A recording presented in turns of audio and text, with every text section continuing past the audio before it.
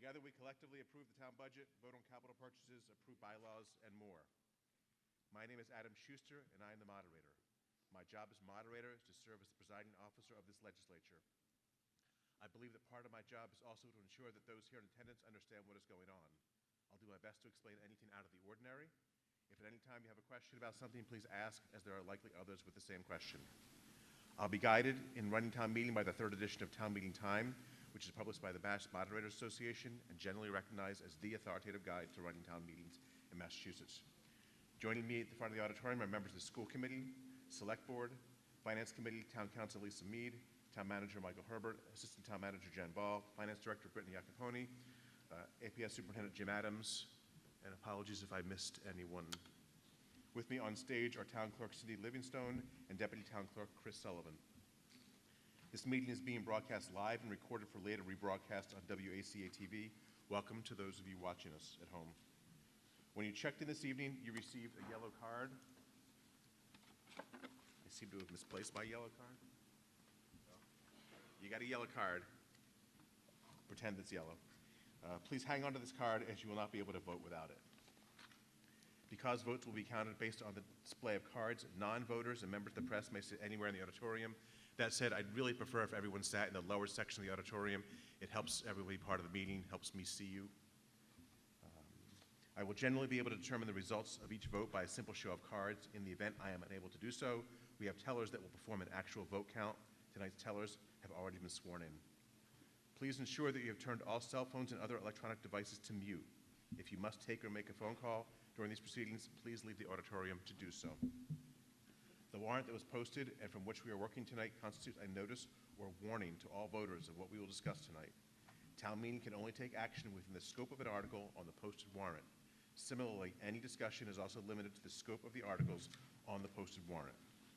Town meeting acts on motions. If there isn't a motion before town meeting, no action, including discussion, can take place. In order to allow for discussion, I will entertain a motion and a second for that motion after each article has been introduced and explained, but before discussion commences. Once the motion has been made and seconded, it is subject to amendments from the floor. The procedures for amending an article are listed at the back of your handbook in the section titled Selected Town Meeting Procedures. If you have a question or comment during discussion of an article, make your way to one of the two microphones and wait to be recognized. After being recognized, please state your name and address and direct all your comments to the moderator. Please keep your comments brief and ensure that they relate directly to the article being discussed. If you're unable to get to one of the microphones, please raise your hand and I will have a microphone brought to you when it's your turn to speak. To ensure that we will be able to hear from the greatest number of people, each speaker will be limited to one 90-second turn to the microphone during discussion of each article. Speakers may return to the microphone for a second time once all others wishing to speak have done so. But that's, but that second term will be limited to 1 minute. Frequency limits will not apply to discussion of the annual budget, but time limits will. If you're responding to a question, please do so through the moderator. There should be no direct discussion between parties at town meeting. All debate is to be conducted in a respectful and courteous manner. No comments of a personal nature are to be made. Rude behavior, especially shouting, bullying, and personal attacks, will not be tolerated. Anyone unwilling or unable to comply with this rule will be removed. I'd also ask that everyone refrain from applause and similar outbursts during discussion. With 14 articles in the warrant, I see no reason that we can't complete our business this evening. I'll do my best to keep things moving along, but ultimately the length of town meeting is up to all of you in the audience. Some announcements. Annual town elections are 2 weeks from yesterday. What people don't often realize is that the results of municipal elections have more of a direct impact on our daily lives than the results of either state or federal elections. Yet turnout for Ashland's municipal elections generally run in the low to mid-teens. It's important for everyone to understand that your vote matters. And with multiple contested elections this year, that's especially true. As always, I'm predicting a beautiful day with nothing but sunny skies on May 16th, so I'd urge everyone to get out and vote. And when you do, take a neighbor or two with you. Everyone votes here at the high school, and polls are open from 7 a.m. until 8 p.m. If you are unable to vote in person or choose not to, absentee ballots are available from the town clerk's office, but requests must be submitted to the town clerk's office by next Tuesday at 5 p.m. Early in-person voting takes place this Saturday, May 6th from 9 to 1 p.m. at Town Hall, and next Wednesday, May 10th from 8 a.m. to 7 p.m., also at Town Hall. Green Up Ashland is this Saturday. Sponsored by the Green Up Ashland Committee, this is Ashland's only annual town-wide cleanup event. Participation can be done individually or as a family or group, and is a great opportunity to enjoy the community outdoors while contributing to the look and value of Ashland. If you're interested, the Green Up Ashland Committee has volunteers at the table in the lobby this evening. And I looked at the weather forecast, it might actually be sunny on Saturday. The moderator's motions are listed in your handbook on page 4. They are the same standard motions we approve each town meeting, so I'll ask to address them as a group. Do I have a motion to approve moderator's motions 1, 2, 3, and 4 as printed in the handbook? Is there a second? All in favor, please raise your cards. Thank you. And opposed?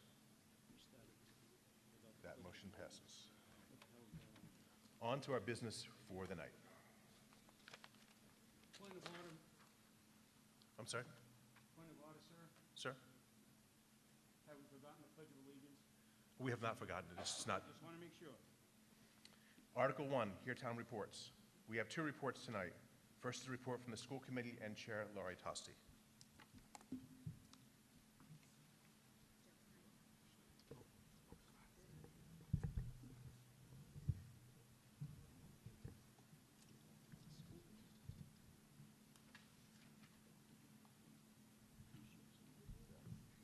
All set.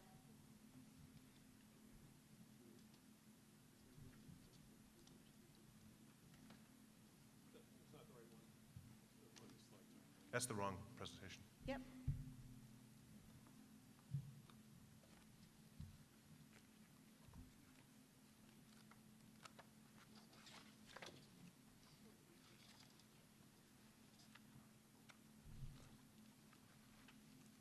Oh, Is this part of that meeting?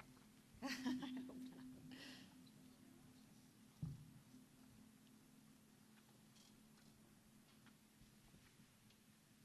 Mr. Moderator, I ask that this doesn't go against Ms. Tosti's 3 minutes. great point. But I'm just thinking that the people who are in the Wem Willis End Pool, some of them have different opinions about this delay.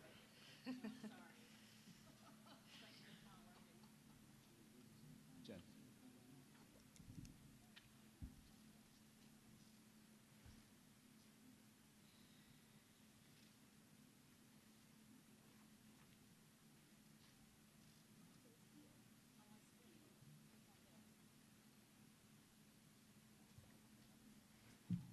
Is Paul Carpenter in the? Oh, there he is.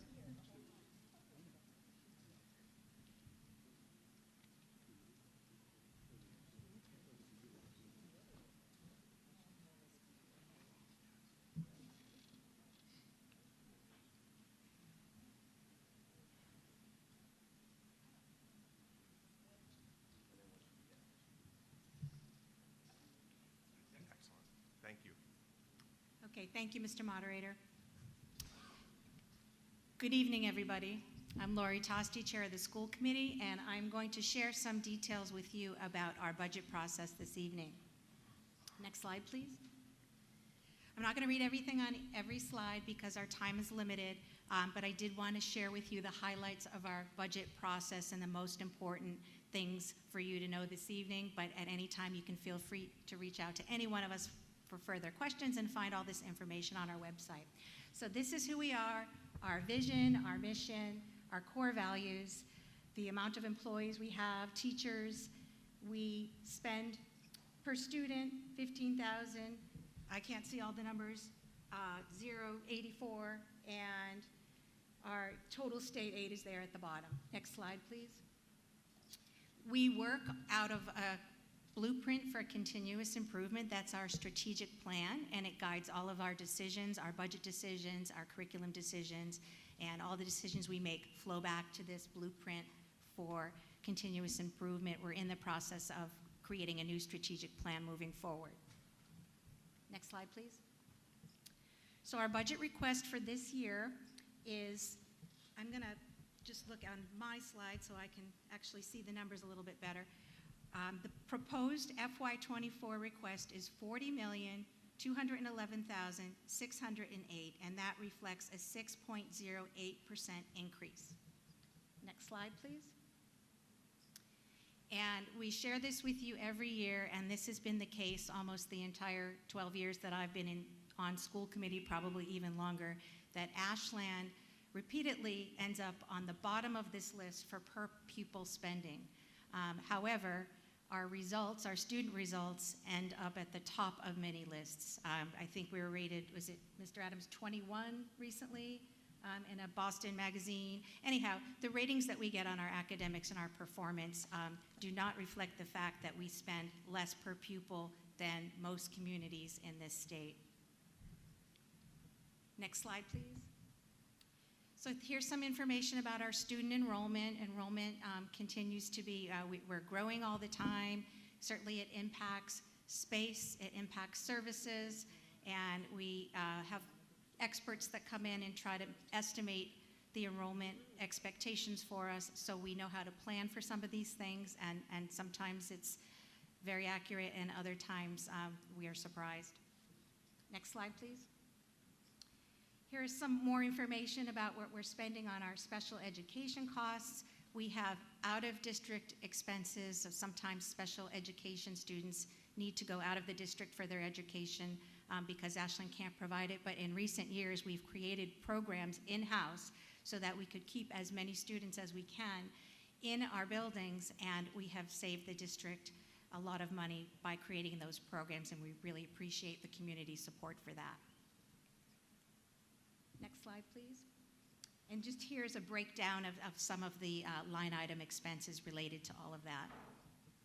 Next slide. Also, we access revolving accounts for certain expenses. For instance, athletic fees will come into a certain account, and then it's the money from that account that gets used for athletic expenses. So these are the number of revolving accounts that we have, and the balance in each account. Busing is another example of a revolving account, school choice as well, and those accounts are specific to the items that we take the money in for the most part. Next slide, please. We also have access to Title I grants and some other federal and state grants, so that's another source of income for us other than the Chapter 70 money that we get from the state or any local aid. We have access to grants that support some of our staff and programs. Next slide, please. This year, as you saw, we do have a budget increase. There's an increase every year that usually relates to teacher contracts. It's sort of built in every year. We know that we're going to have to spend more money the next year, and that's the biggest piece of our budget. But every year also we sit down with the administrators and we figure out what we absolutely need to move forward in the next year to make sure that all the students are getting what they need and we're meeting obligations through special education and other programs. So here's the list of positions that we've had to add this year. You'll notice a number of special education positions. We're also adding 4 full-time employees at the high school because we're expecting increased enrollment there. So that spells out all the added positions. Next slide, please. And this shows just the increase in student services, transportation, homeless transportation, and there was also a 14% increase that the state made a decision about. Some special education facilities that we contract with have been allowed to raise their prices by 14%, so that impacts our budget as well. Next slide, please. Unfunded needs, as well as we do with our per pupil spending, and as efficient as we like to think that we are, and we're so proud of the education that we offer here in Ashland, and our students do well. There are a number of unfunded needs that this particular list are needs that are really very important, things that we really should have right now, but we're not able to manage in this particular budget. And that's the list of some of the things. There's a supply list, that item list that has not been funded since the recession many, many years ago. And then some other items on this list that have become more urgent lately, like having daily substitutes, but it's just not something that we were able to fit into the budget right away. But we do want the community to be aware of the need. Next slide, please. And then finally, beyond 2024, there are a number of capital needs and other curriculum needs, teacher needs that we anticipate moving forward. And again, budget challenges make those needs difficult, but they really are real needs of the system to make sure that we're educating all of our kids in the best way possible. And this list is forever changing, and we could be facing some budget challenges moving forward because we do have to really focus on the sustainability of our budget. But again, we wanted you to all be aware of some of the things that we're looking to moving forward. And that's it. Any questions, please feel free to reach out to any one of us here or the superintendent, and we'll be happy to answer your questions. Thank you. Thanks, Laurie. Thank you. And with an update on the projects going on around town, we have Town Manager Michael Herbert. Thanks, Mr. Moderator. While that's getting up on the screen, I want to welcome everybody to town meeting. It's good to see some familiar faces. It's also really good to see some new ones. Tonight, excuse me, as I usually do an annual town meeting, I'd like to give an update on projects that were authorized at previous town meetings and let you know how we're doing with those. The first one I'd like to talk about is the public safety building. I think everybody's had an opportunity to drive by and see it. We reached substantial completion in the spring of 2023. Our police department has already moved in and enjoying their new facilities.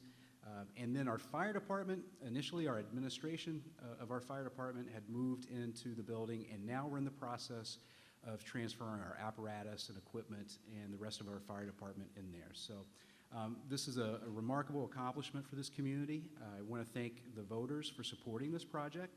I want to thank the building committee for shepherding this project through, and I really want to highlight Jen Ball, our assistant town manager, for managing this project. The next project I'd like to talk about is downtown. I think everybody has had to experience the downtown project in one form or another. So just to give you an update on where we are. So first of all, 100% of the underground infrastructure has been completed. So for those of you that remember when we passed this project, we agreed to bury the utility lines underground. Curbing and sidewalk and paving is about 90% completed. Now that we have that utility infrastructure underground, the utility companies, they're installing their equipment and cable underneath the road. And then the next phase is to connect the utilities to the buildings. So that will be happening over the next few months. And then finally, the final action is to remove the poles. So unfortunately, we're going to be dependent upon Eversource for that, and sometimes that doesn't work as quickly as we would like, but hopefully we'll be able to get that done this year.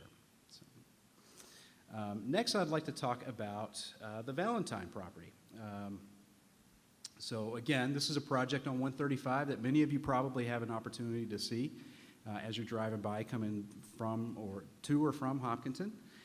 It's currently undergoing a $1 million renovation of the barn.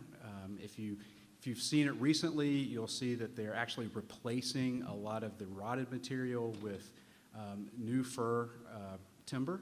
They're actually using like hand tools to carve it out and utilizing those old world methods to really match the historical aspects of the barn. We're also in the process of and engaged in discussions with a potential conservation restriction holder, a small working group consisting of myself, Select Board Member Yolanda Greaves, and Conservation Commission Member Carl Hackinson is working on that. So I'm hoping that we can have the barn done by the summer, and we'll move on to the next phase, which is to figure out exactly what we're going to do with the property and the house. Next to last, I wanted to give just a brief update on the comprehensive plan. Actually, as of last night, our steering committee is 100% constituted, and we'll be having our first meeting on May 18th. We've also received 3 proposals from consultants to help us with this comprehensive plan. This was actually the funding that was approved at the fall town meeting. And just for those of you that don't know what the comprehensive plan is, it's really a roadmap for the community for the next 10 to 20 years. This is an opportunity for all residents to be engaged in developing a vision for the town and letting us know what you would like to see and what you would not like to see. And then finally, just give a real brief update on the regional YMCA in Ashland. So the YMCA, Metro West YMCA, they recently kicked off their $20 million capital campaign. They have formed their cabinet, their leadership cabinet, to work on this capital campaign.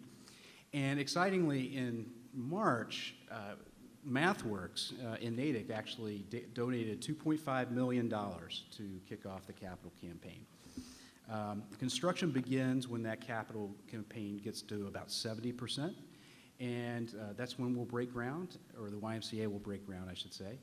And construction is estimated to take 1 year. So, and just for some background, sometimes I just assume everybody knows where these things are and where they're located. The Metro West YMCA, the regional facility, is going to be next to the Dunkin' Donuts on Memorial Drive, which is formerly the MBTA access road. So I appreciate you giving me the opportunity to give an update on these projects, and if you have any questions, feel free to reach out to me. Thanks. Thank you, Mr. Herbert.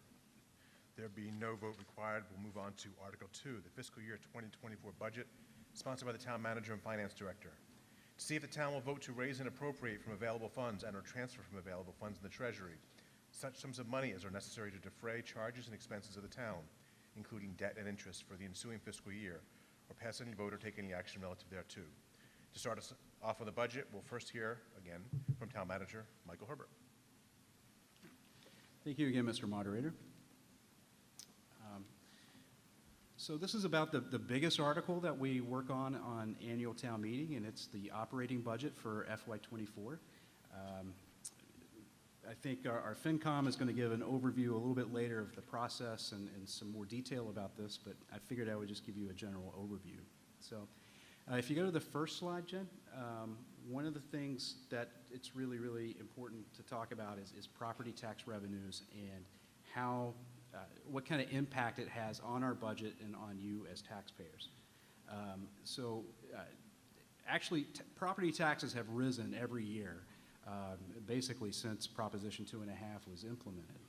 But as you all know, inflation has kicked in quite a bit over the last few years, and so our purchasing power of those property taxes has actually decreased over the last 2 years. So back in 2021, it was at $41.7 million, and so now it's at almost $40 million. Next slide, please. An important part, I should say, of our property taxes is what's known as new growth. And new growth is very, very important for Ashland, and I hope everybody pays attention to this. New growth is the amount that we get to add to the tax levy based on new developments or additions or changes to your home, right? So if a development gets built or you put an addition on your home, those taxes that we accrue or that we collect from those properties go on top of the existing tax levy, and that's called new growth. So new growth has been very, very important to Ashland because Ashland has historically depended upon new developments in order to subsidize the budget and to keep from raising taxes more on the existing homeowners, property owners. And so we've had a little bit of a checkered history with new growth. Back in the 2000s, early 2000s, we were collecting around $1 million in new growth, mainly because of subdivision developments such as Apple Ridge. Then in 2010, we hit the Great Recession, which hit our new growth numbers very, very hard because nobody was developing anything. And then actually around 2017 through 2019, when we started seeing some larger multifamily developments come on board, that's when we started seeing more new growth. Around that time, we also started adopting pretty much as a policy this slow growth type of mentality where we actually went and purchased property to keep it from being developed and to keep and protect it as open space. We also implemented basically a rated development bylaw and a couple of other legislative measures to help reduce growth. And we're starting to see the impact of that now with our new growth numbers going down. So currently it's at $500,000. So what does this mean to you as a taxpayer? That's really what everybody wants to know, and that's totally understandable. One of the things that we try to do in Ashland is we try to look at ourselves and measure ourselves against our surrounding communities and really try to keep ourselves reasonable in terms of where our tax bills are and where our expenditures are. And so one of the metrics that we utilize is called the average single-family tax bill. So this graph, what it shows is where Ashland ranks out of 18 communities in Metro West in terms of the average single-family tax bill. So it's about $8,200 this year, and it's about fifth from the bottom. So we've really kind of accomplished that goal of keeping it towards the lower half of taxes here in Metro West. And if you actually go to the next slide, I was really surprised when we did the analysis here. We've actually slid down on those rankings compared to previous years. This graph shows 2017, where we're actually a little bit more in the middle in terms of average single-family tax bill. So next slide, please. So another way we measure efficiency and value is expenditures per capita. And just like Lori was talking about per pupil expenditures, we look at expenditures per person within the community. Because when you look at the budgets of these communities, it's not an apples to apples comparison. Obviously, a city like Framingham is going to have a much larger budget than a town like Ashland. So what you do is you break it down to expenditures per capita so you can have more of an apples to apples comparison. And this is one that I think is extremely powerful for us, because I think once you look at this, you'll see just what kind of value Ashland residents are getting for their dollar right now. Our expenditures per capita is actually third from the bottom, just barely above Milford and Hudson. We do a lot with the resources that we have, and it's really thanks to the strength of our employees and our volunteers. So, next slide, please. So in general, that's kind of just the overview and what we try to accomplish when we're looking at developing a budget. Our general fund budget this year is almost $77.1 million, which is a 6.2% increase over the previous year. If you go to the next slide, please, Jen. Won't get into too much detail here, but the two real major expenditures are in general government. That's departments like police, fire, DPW, planning, things of that nature, and then the Ashland Public Schools. And so those are going up $700,000 or 5.4%, and $2.3 million, which is 6% respectively. So if we go to the next slide. This is an opportunity to talk about some of the things that we've been able to do in the 2024 budget. You know, the whole reason we do budgeting and the whole reason we focus on this is to actually provide services.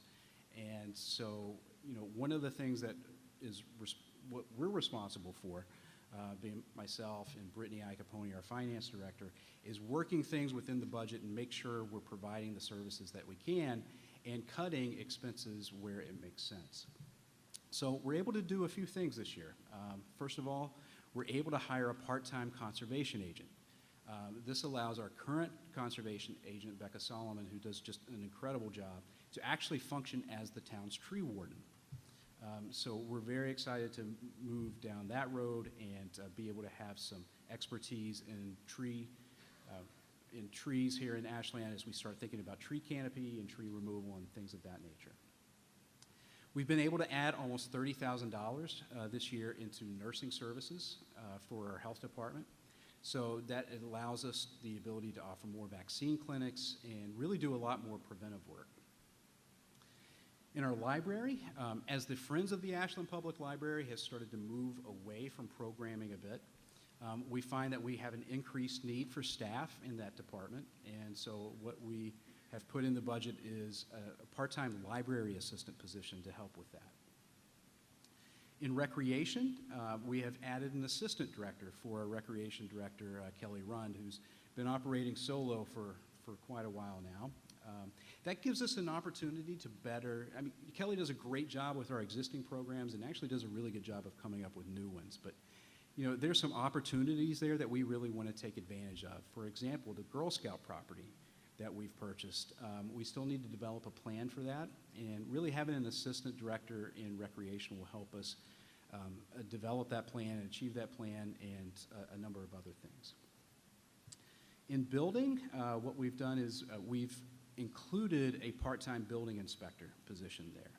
So currently we have one full-time building inspector / building commissioner, Doug Scott, Doug's actually taken on a lot of the capital project oversight role that we have in town, and as you know, we have a lot of capital projects. So this is to help him do both inspections, zoning enforcement, and then do some capital projects. Bless you. And then finally, we've included in the Public Works a business manager to help DPW Director Small handle more of the administrative and finance functions within that department. So those are the things that we've been able to add. And so unfortunately, there are a lot of things that we couldn't add. And so a lot of unfunded needs for FY24 that are going to continue to carry into FY25. I'll just briefly go through those. We're not going to be able to add additional planning staff, which means that we're really going to focus on transactional actions in planning and not really like future planning. In information technology, we've been able to add a halftime data specialist. You're going to need to go faster than that. Okay, I'm really sorry. So we're going to be able to add another halftime position. Fire, we're not going to be able to add the firefighters we would like. We're not going to be able to add the police officers that we would like. We're not going to be able to add the finance and library staff that we would like. And we would not be able to add facilities and public works I staff. do want to point out that there's an error on the slide that never got corrected. The library system marketing would not cost $202,000. That's why we had to cut it, folks. It was $200,000. I just couldn't do anything. So was that quick enough, Adam? Did I wrap it up? That would be awesome. Awesome. Thank you very much. Thanks for your patience, everybody. As is our custom, we will now hear from the Finance Committee's report from Scott Warneski, Chair of the Finance Committee. Mr. Warneski. Thank you. Is that on? There we go. All right. Good evening, everyone. My name is Scott Warneski. I am the Chair of the Finance Committee. With me here today, Jonathan Moore, my Vice Chair, Jen Cooney, the Clerk of the Committee, Ed Hart, and then Ryan is back there, he told me. Raise your hand, Ryan. There he is, sitting in back, Ryan Turncliffe. So we are a volunteer committee, and we are appointed to 3-year terms by the town moderator. And what are the Finance Committee responsibilities? So we are the authorizing body for expenditures from the reserve fund.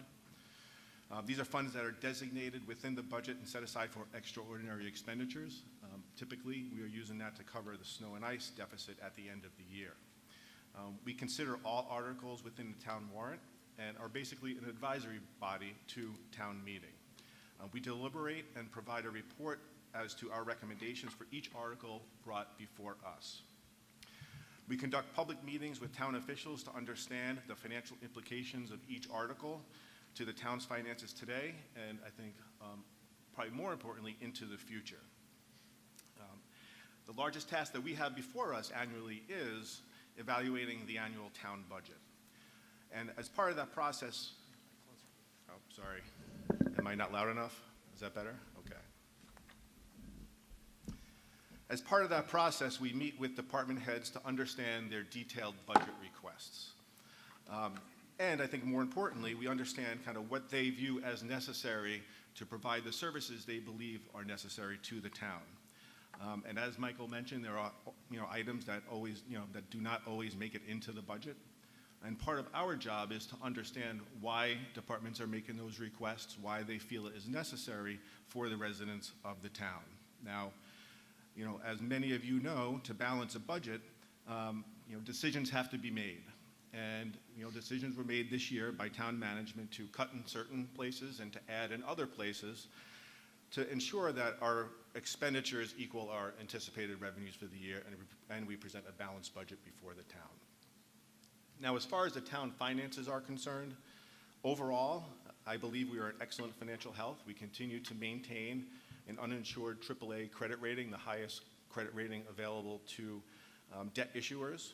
And that is in large part due to prudent financial management by the town, as well as prudent financial policies that the Finance Committee follows, the Select Board follows, as well as the School Committee follows. Now, Michael did mention inflation and the stresses on the town budget, and we're starting to see the effect of that on the town budget. There are challenges facing us as far as our ability to purchase with the dollars we have. There's also challenges around employee retention and employee recruitment, even if we did want to hire some of those folks that we wanted to hire. And quite frankly, the challenges aren't going away.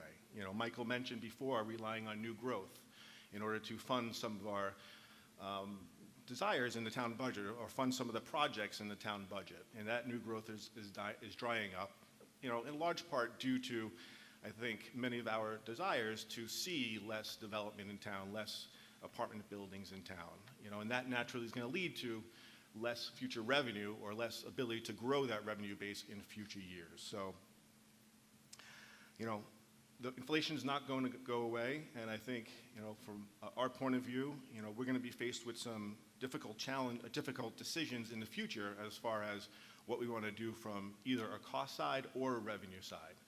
But for today, you know, we're happy to present that balanced budget to the town.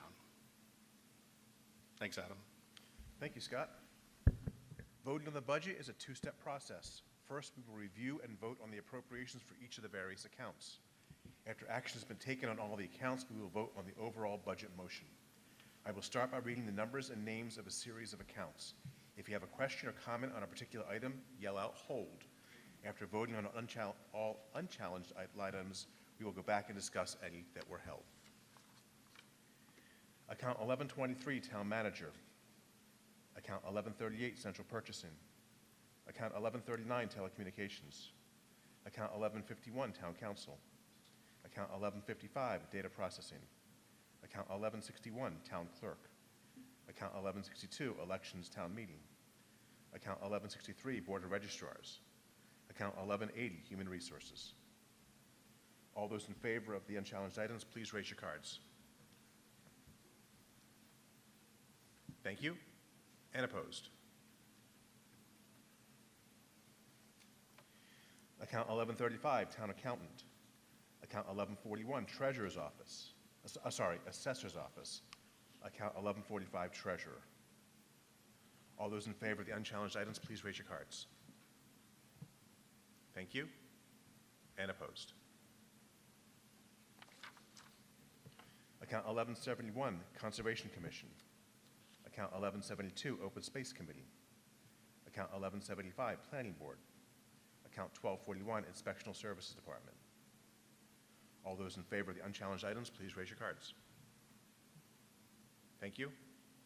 And opposed? Account 1210, Police Department. Account 1220, Fire Department. All those in favor of the unchallenged items, please raise your cards. Thank you. And opposed? Account 1510, Health Department. Account 1543, Veteran Services. Account 1544, Human Services. Account 1610, Public Library.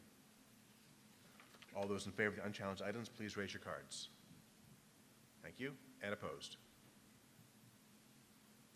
Account 1192, Public Buildings and Property Maintenance. Account 1421, DPW Administration. Account 1422, Highway. Account 1423, Snow and Ice Removal. Account 1424, Highway Street Lighting. Account 1429, Highway Combined Fuel. Account 1491, Cemetery, Parks, and Trees. All those in favor of the unchallenged items, please raise your cards. Thank you. And opposed?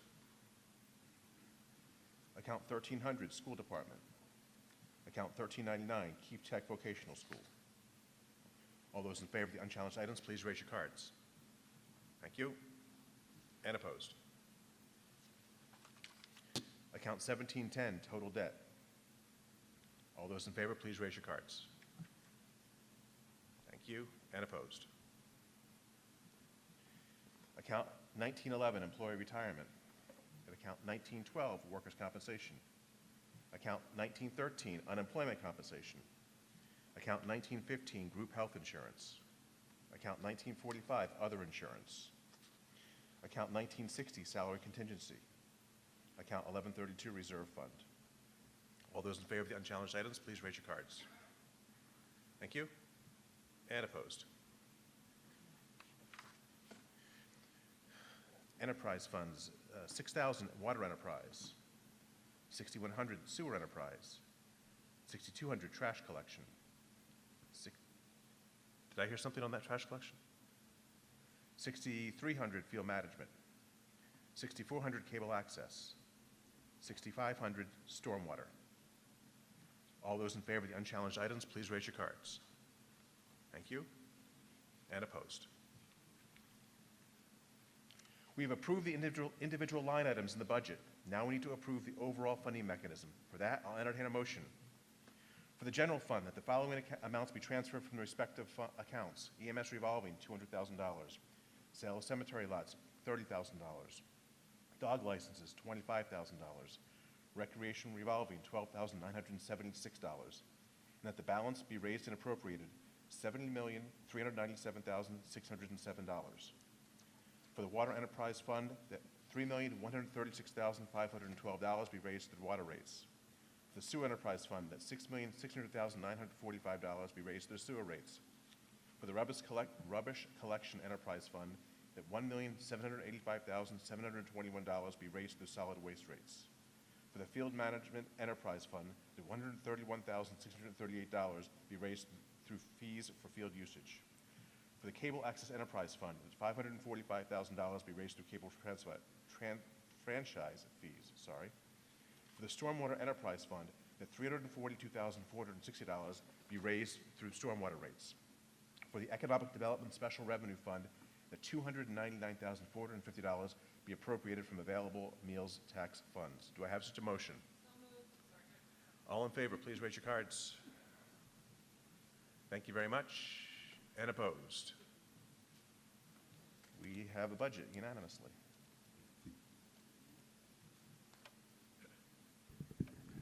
Article 3, transfer to OPEB trust sponsored by the town manager and finance director. To see if the town will vote to transfer $300,000 from the OPEB contribution account to the OPEB trust or pass any vote or take any action relative thereto, the finance committee recommends the town so vote. Ms. Greaves. Good evening. Thank you all for being here. The OPEB Trust is something that we set up back in 2015. We started with $500,000. As of right now, our balance is $5.9 million. We're looking to put $300,000 in tonight, and then in the fall, we always pull a certain percentage from our free cash. This is done twice a year to move money into the OPEB Trust to allow us to have funds for our OPEB liabilities. To allow discussion, I'll entertain a motion that the town transfer the sum of $300,000 from OPEB contribution account 01915-51709 to the OPEB trust account 88100-49710. Do I have such a motion? So moved. Second. Discussion. Seeing none, we'll move to a vote. All those in favor, please, this requires a majority. Please raise your cards. Thank you. And opposed? That passes unanimously.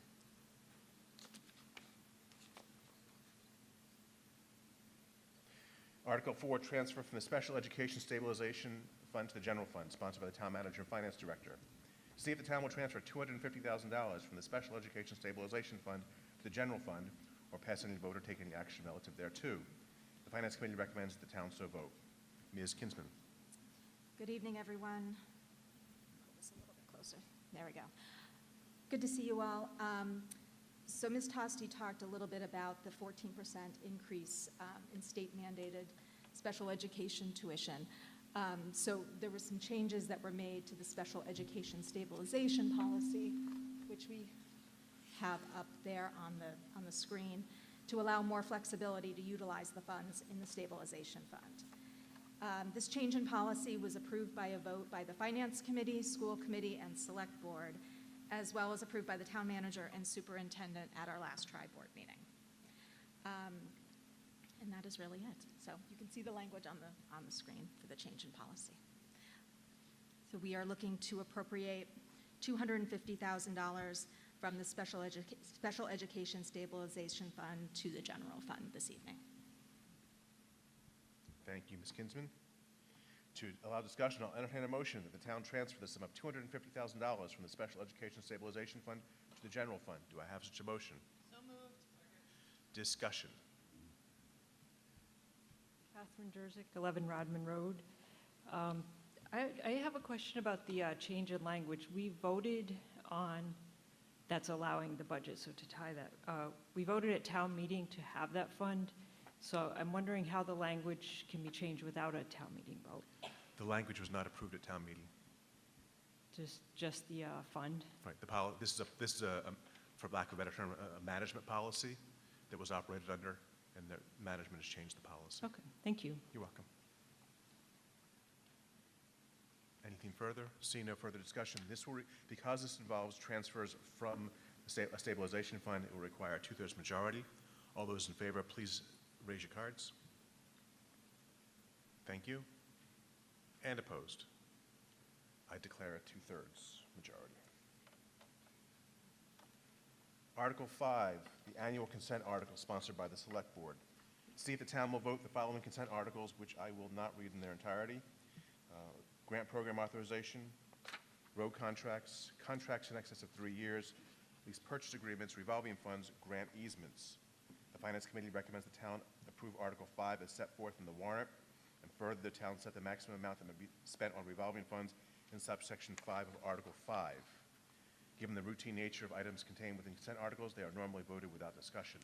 As such, I will ask for a motion, then move directly to a vote. I'll entertain a motion that the town approve Article 5 as set forth in the warrant, and further, that the town set the maximum amount that may be spent on revolving funds in subsection 5 of Article 5 as follows. Senior program revolving, $25,000. Community center rental, $25,000. Town of Holliston animal control revolving, $76,000. Library materials replacement, $1,500. Hazardous waste revolving, $15,000. Sidewalk construction fund, $50,000. Guidance revolving fund, $40,000. Food inspection program, $45,000. Electrical inspections and gas inspection revolving fund, $225,000. Tobacco program revolving, $15,000. Ambulance revolving, $825,000. Recreation revolving, $500,000. Vaccination clinic revolving, $25,000. Do I have such a motion? So moved. Because this involves the granting of easements, this will require a 2/3 vote. All those in favor, please raise your cards. Thank you. And opposed? That passes unanimously. Article 6, Annual Consent Article, Community Preservation Act, sponsored by the Community Preservation Committee. See if the town will vote the following items. Community Preservation Funds, FY24 Annual Appropriations from FY24 Estimated Revenues to Committee Administrative expense, $87,937. From FY24 Estimated Revenues to Historic Resources Reserve, to Community Housing Reserve, and to Open Space Reserve, $167,080 each. And from FY24 Estimated Revenues to Undesignated Budgeted Reserve, $1,169,560. Also, the Oak Street bond payment to appropriate $142,025. The high school athletic fields bond payment to appropriate $307,650. The Warren Woods bond payment to appropriate $153,906 from the following FY24 CPA reserve accounts. Historic Resources Reserve, $49,250. Open Space Reserve, $41,555. Undesignated Budgeted Reserve, $63,102. Valentine Estate to appropriate $46,586 from the following CPA reserve accounts. Open Space Reserve, $6,657. Undesignated Budgeted Reserve, $39,929. Or pass any vote or take any action relative thereto. The Community Preservation Committee recommends the town so vote. The Finance Committee recommends the town approve the CPC consent article as set forth in Article 6. As with Article 5, due to the routine and recurring nature of this article, I will ask for a motion, then move directly to a vote. I'd entertain a motion that the town approve the CPC consent article as set forth in Article 6. Do I have such a motion? This will require a simple majority. All those in favor, please raise your cards. Thank you. And opposed? That passes unanimously.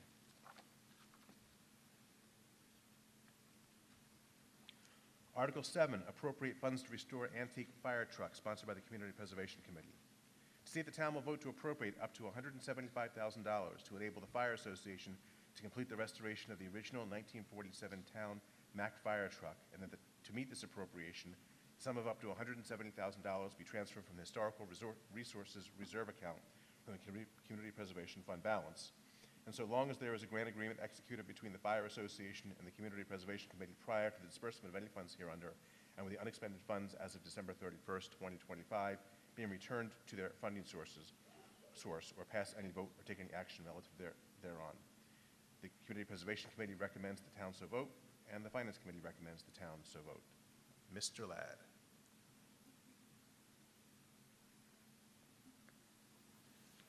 Thank you. Aaron Ladd, 153 Pleasant Street, Chair of the Community Preservation Committee. I won't take 90 seconds. I'd like to show a visual. This is the current standing of the 1947 fire truck. We have plans in place to send funds to restore it to its original use, its original shine, its original pieces, using a complementary truck for parts, and then working with the Fire Association to clean it up. In case you're curious, it's at the Cedar Street Fire Station. It's covered there, so it's under coverage and has funds there. The CPC has about $600,000 of funds available in historic preservation, so we're just tapping into a piece of that, and hope to see this driving around Ashland in the years to come. Thank you. Thank you, Mr. Ladd. To allow a discussion, I'll entertain a motion that the town appropriate up to $175,000 to enable the Fire Association to complete the restoration of the original 1947 Town Mack fire truck. Then to meet this appropriation, the sum of up to $175,000 be transferred from the Historical Resources Reserve account from the Community Preservation Fund balance. And so long as there's a grant agreement executed between the Fire Association and the Community Preservation Committee prior to disbursement of any funds hereunder, and with the unexpended funds as of December 31st, 2025, being returned to their funding source, or pass any vote or take any action relative thereto. Do I have such a motion?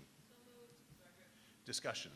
Yes, I'd like to know is, what is the, in terms of the insurance cost, the cost of maintaining this thing, the cost of Ancillary costs? ancillary cost for this thing? Have we ever, is this included in this number? Who can give an answer for that? Anyone? Mr. Herbert. I don't have those exact numbers, but what I will say is this will be owned by the Fire Department Association, so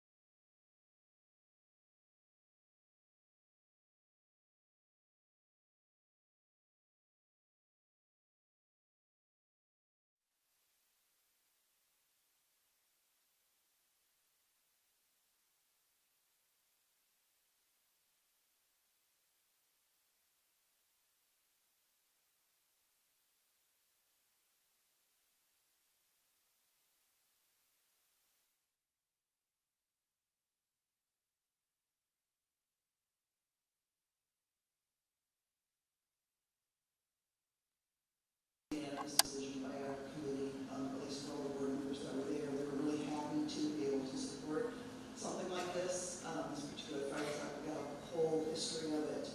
And we really agree that to see this part of Ashland's history taking part of town events. This is coming out of a fund where these, this money can't really be used for anything else except for historic preservation. So it's really not an expense to the town or townspeople at all. It's already just sitting there waiting to be used. So I really hope everybody votes for this. Thank you. Seeing nothing further, we'll move to a vote. This requires a majority. All those in favor of Article 7, please raise your hands. Thank you very much. And opposed? That passes unanimously.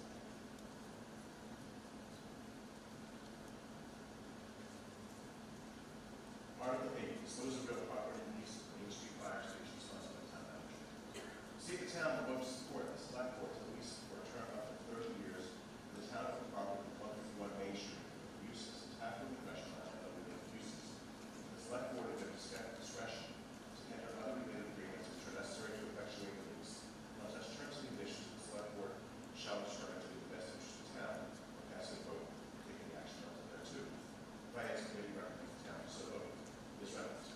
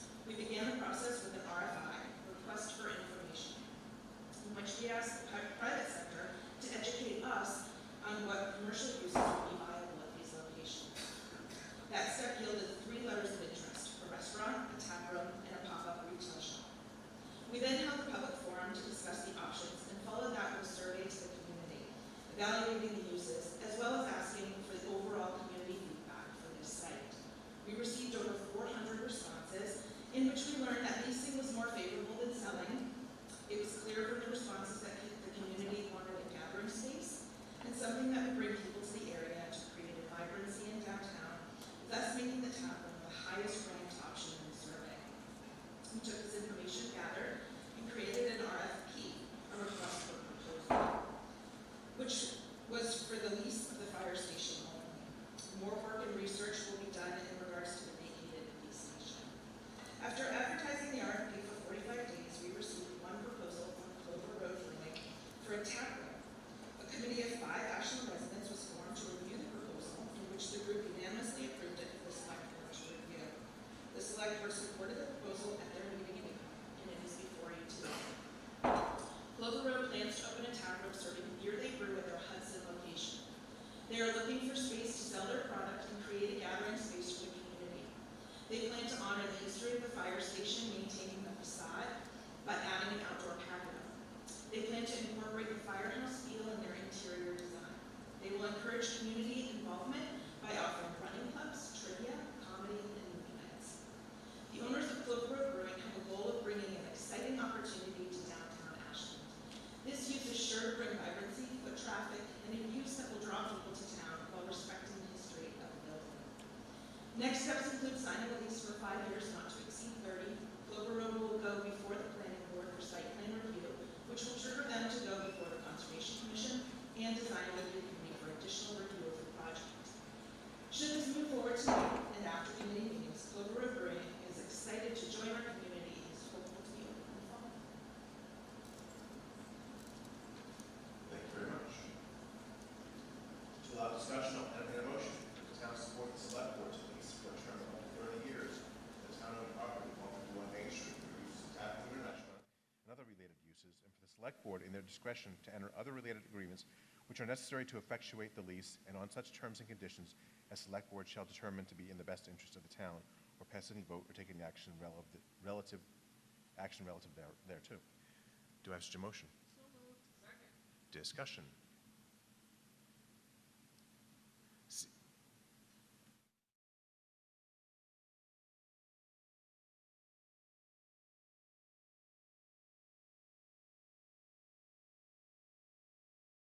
board, which I thought was very well done.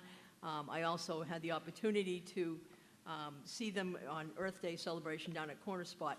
And what I really enjoyed was that when I was talking to them, just as an everyday citizen, they were excited about coming to our community, and they shared with me how excited they were to see what a vibrant downtown we were creating, and it was just very warm, and I just wanted to share that. Thank you. Seeing no further discussion, we'll move to a vote. This will require a simple majority. All those in favor of the motion on Article 8, please raise your cards. Thank you. And opposed? That passes, but not unanimously. Please refrain. Article 9, establishment of a capital stabilization account by Keep Tech, sponsored by Keep Tech.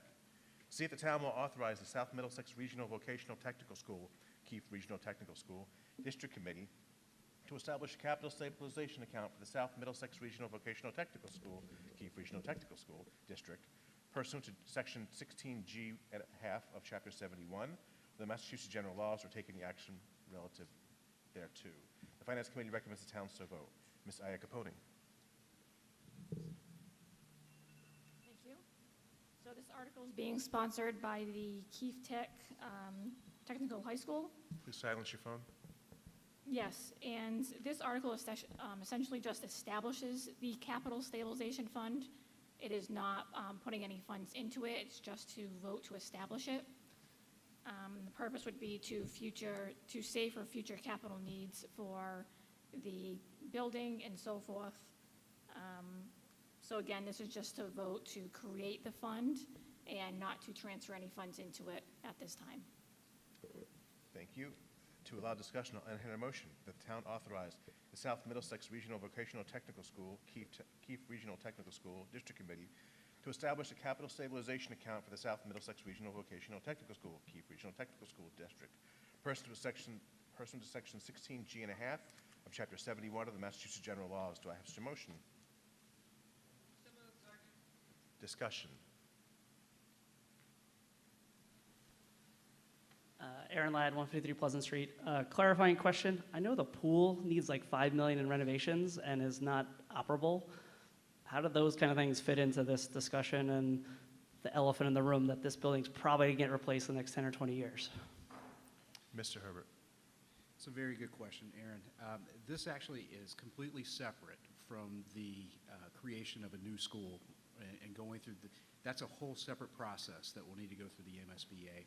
This is for much smaller repairs, things like electrical, plumbing, roofs. It just gives Keefe Tech the ability to plan ahead a little bit more than what they're able to now. Thank you.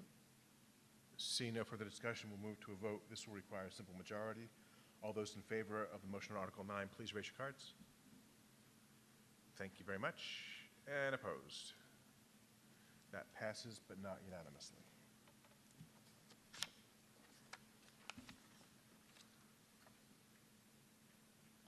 Article 10 is a citizen petition article.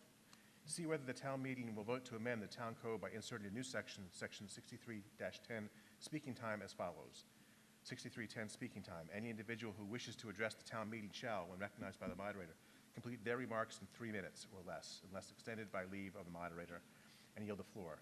Note that due to a Scrivener's error, the warrant said complete either time instead of complete their time, which is how the petition was submitted, which is correctly. Since the error was in the warrant, any affirmative motion will need to correct for that. Ms. Nardone. Julie Nardone, 86. Julie, and you can turn around too if you'd rather face the That's audience. okay. 86 Elliott Street. Okay. This petition seeks to increase citizen engagement by adding 90 seconds onto the current 90 seconds that we have to speak, and that will end up being 3 minutes, and it will be formalized in a bylaw. The petitioners think that it's a good balance between efficiency and democracy. It will also make the speaking time more inclusive and tolerant. For example, some citizens might be learning English, not be really comfortable. Some citizens might be neurodiverse, similar to untimed SAT tests verbally. And some citizens might feel intimidated to come up here and feel like they have to compress everything they say into 90 seconds. We are legislators on the local level, similar to Karen Spilka and Jack Lewis, who are legislators on the state level, and I believe it's Ed Markey and Catherine Clark, who are legislators on the congressional level. We're here to make bylaws, to listen to each other, share opinions, and if some people could have a little more time, I think it would be more inclusive. So the petitioners ask the town meeting consider making the speaking time 3 minutes. Okay. Thank you, Ms. Nardone. To allow discussion, I'll entertain a motion which will need to come from the floor. Do I have a motion? No, you have to actually, we have to make a motion first. Yeah. So I'm asking for a But motion. thank you. Okay. Mr. Moderator, I move that the town vote to amend the town code by inserting a new section, 63-10, speaking time as follows. Section 63-10, speaking time. Any individual who wishes to address the town meeting shall, when recognized by the moderator, complete their remarks in 3 minutes or less, unless extended by leave of the moderator, and yield the floor. Is there a second? To allow discussion, motion. Discussion. Hi, Helen Nicole, 4 Elliott Circle.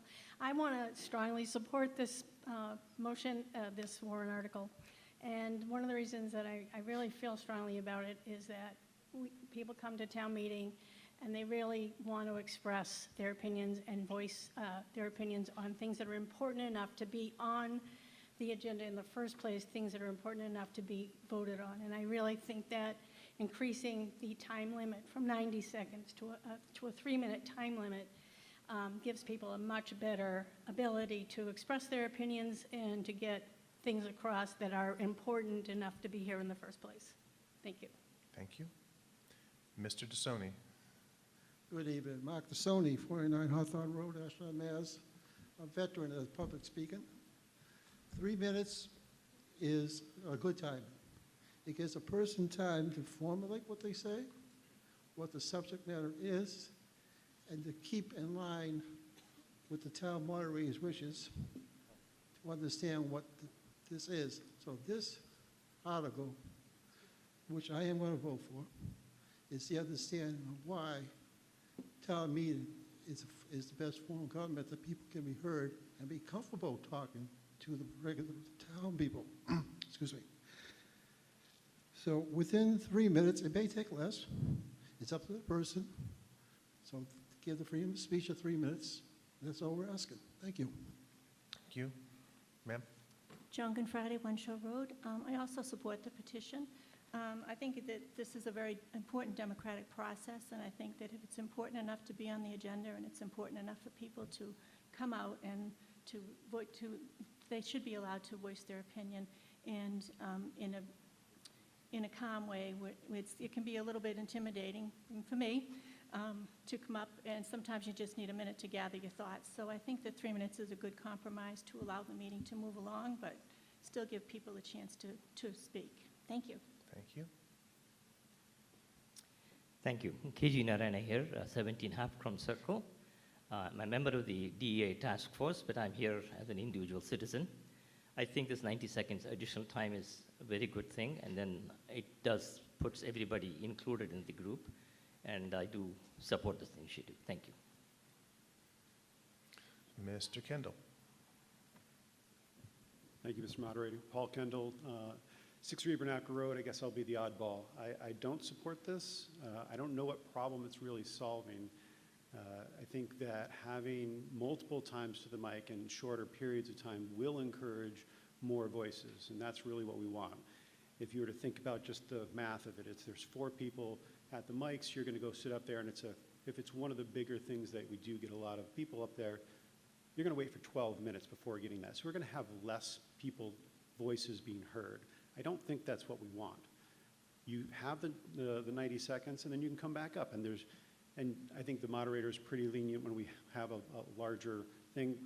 If somebody is really struggling, he doesn't cut them off immediately, right? So I think leaving it more flexible allows for more people to get up there.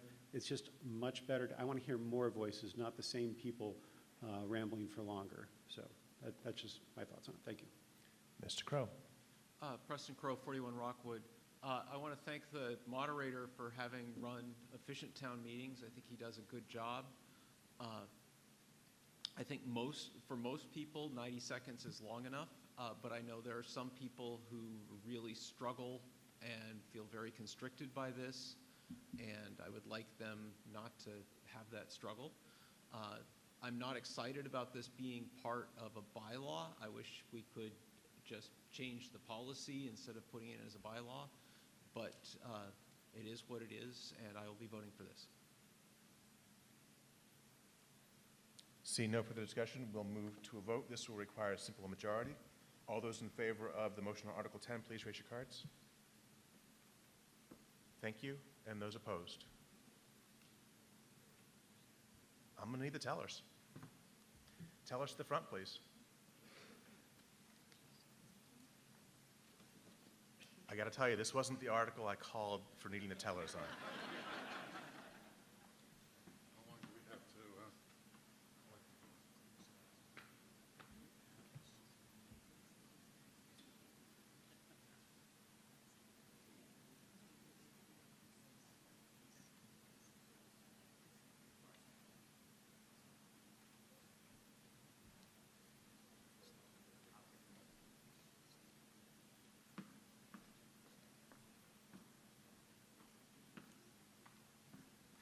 Give me a minute, please.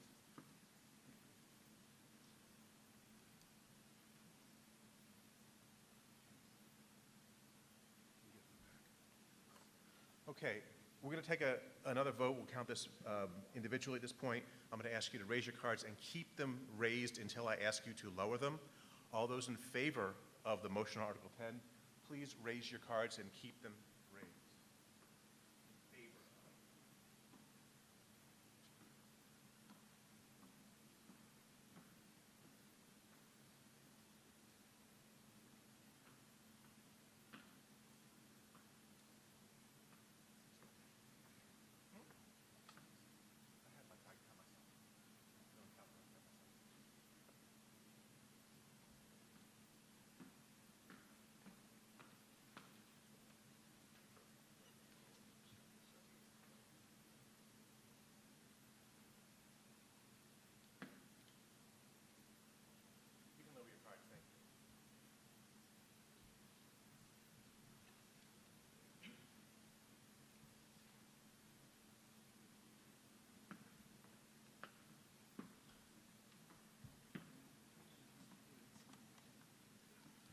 All those opposed, please raise your cards.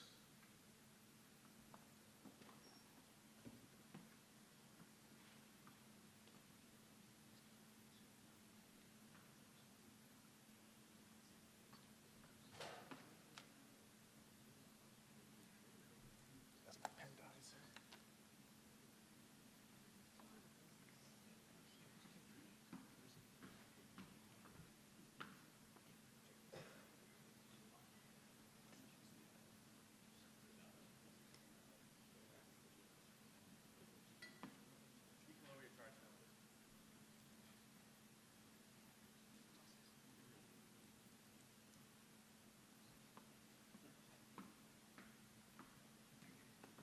Give me a minute to math.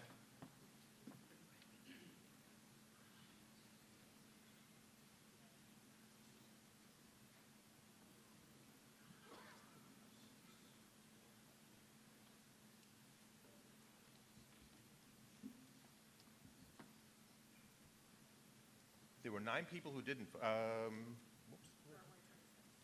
Okay, there are 19 people who didn't vote, but of the 109 people who did vote, 63 voted in favor, 46 voted against, so the motion carries. 63, 46.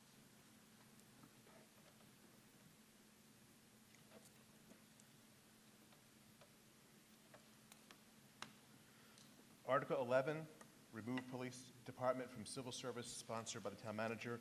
It was determined after the posting of the warrant that town meeting action was not required relative to this matter, so this article is being withdrawn.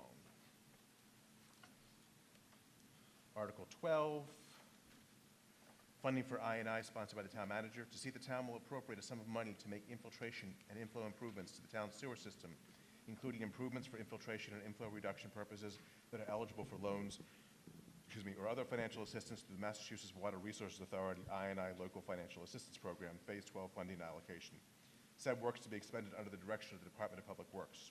To determine whether such amounts shall be raised by taxation, borrowing, transfer from available funds, or otherwise, and authorize the Select Board to apply for and accept any grants that may be available to pay costs of such projects, or pass any vote or take any action relative thereto.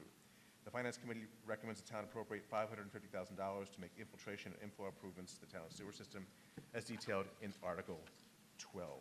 Mr. Mignani. Thank you, Mr. Moderator. Hope it's on. Can you all hear me? Yes. Either that, I'll use my outside voice. Good evening, ladies and gentlemen.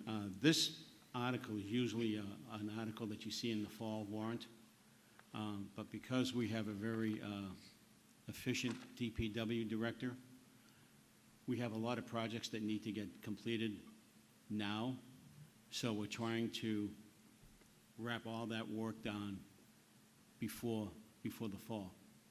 So this is the reason why this article is here. Nothing different than the fall article that we have every year. We just moved it to the May town meeting, so that we can get the additional work done to do the improvements to our system. Thank you. Thank you, Mr. Bignani. To allow discussion, I'll entertain a motion.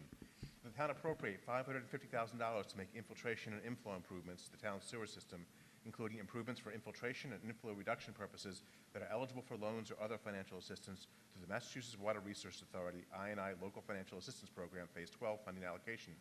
Said funds to be expended under the direction of the Department of Public Works to determine whether such amounts should be raised by taxation, borrowing, transfer from available funds, or otherwise, and to authorize the Select Board to apply for and accept any grants that may be available to pay costs of such projects. And to meet said appropriation, the town treasurer, with the approval of the Select Board, is authorized to borrow said amount under and pursuant to Mass General Law, Chapter 44, or pursuant to any other enabling authority. Do I have such a motion?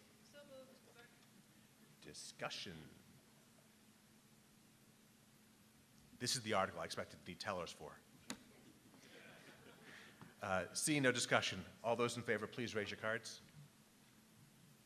Thank you. And opposed? That passes unanimously.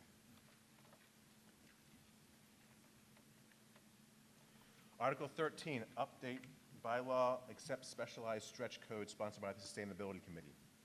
See if the town will vote to amend section 98.7 of the general bylaws of the town of Ashland bylaws entitled Stretch Energy Code. Or take any action relative thereto. One note to point out, The section B at the end has a date of September 1st, 2023. That is an error. The date should be January 1st, 2024. It was just a Scrivener's error. The Finance Committee defers its recommendation to town meeting. Ash? Yep, thank you. Ashwinathan Chitani. I chair the Sustainability Committee. I'm at 10 Arbor Road, Ashland. Can you just move the slides up maybe to, there should be a section header. We don't.